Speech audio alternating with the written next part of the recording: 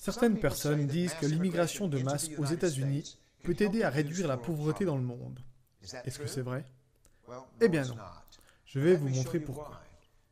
Ce bonbon représente le million d'immigrants légaux que les États-Unis ont accueillis chaque année en moyenne depuis 1990. Voyons qui dans le monde mérite notre compassion humanitaire. La Banque mondiale a un critère d'extrême pauvreté dans le monde. Il faut gagner moins de 2 $ par jour.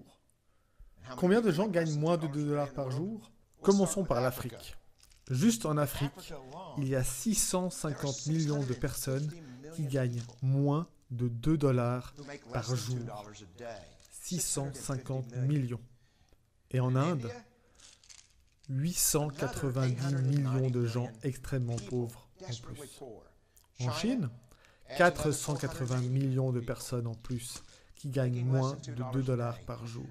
Et malheureusement, la Banque mondiale nous dit qu'il y a encore dans le reste de l'Asie 810 millions de gens qui gagnent moins de 2 $ par jour.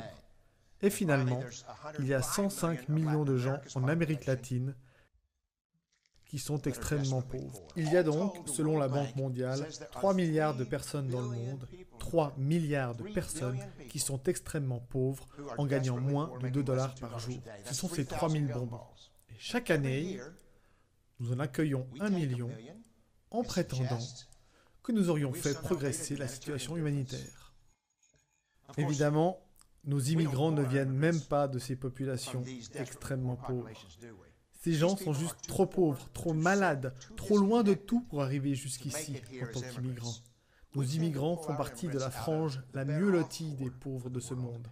Le Mexique représente bien dans nos esprits les immigrants qu'on accueille ici, parce qu'ils sont nombreux à venir du Mexique et parce que le Mexique est pauvre.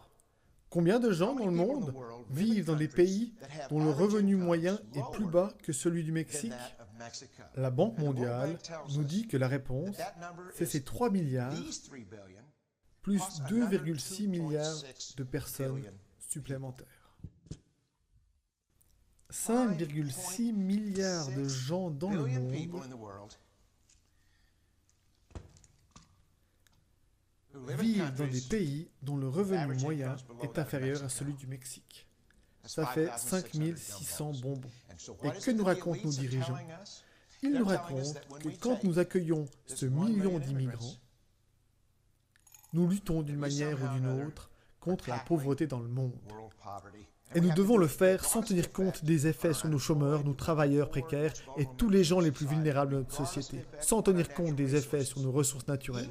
Et même si on suivait les propositions les plus extrêmes de Washington, à savoir de doubler notre immigration à 2 millions par an, ce qui submergerait complètement nos infrastructures physiques, naturelles et sociales, nous ne pourrions pas changer les choses.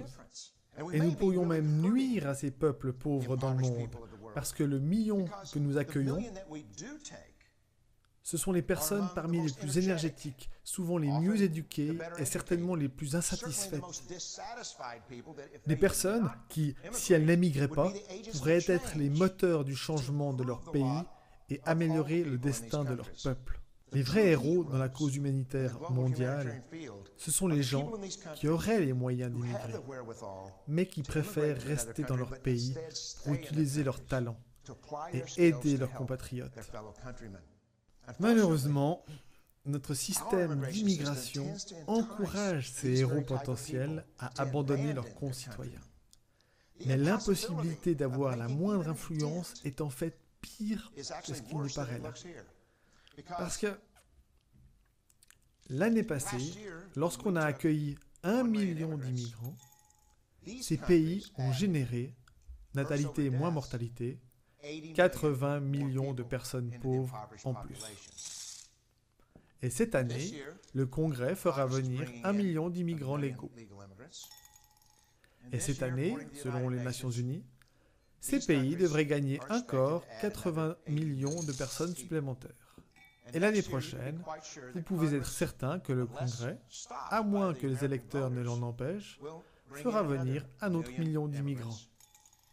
Et ces pays, malheureusement, vont encore ajouter 80 millions de gens à leur population déjà pauvre. Nous pouvons en accueillir 5 millions par année, mais on n'enrayera pas ce qui se passe dans ces pays, pas même en 100 ans.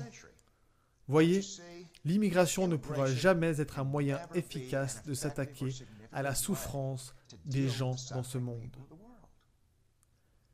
Ils doivent être aidés là où ils vivent. 99,9% de ces gens ne pourront jamais être en mesure d'émigrer dans un pays riche. Ce n'est pas possible. Ils doivent s'épanouir là où ils ont leurs racines. La seule place où 99,9% de ces gens peuvent être aidés est là où ils vivent. Aidons-les là-bas.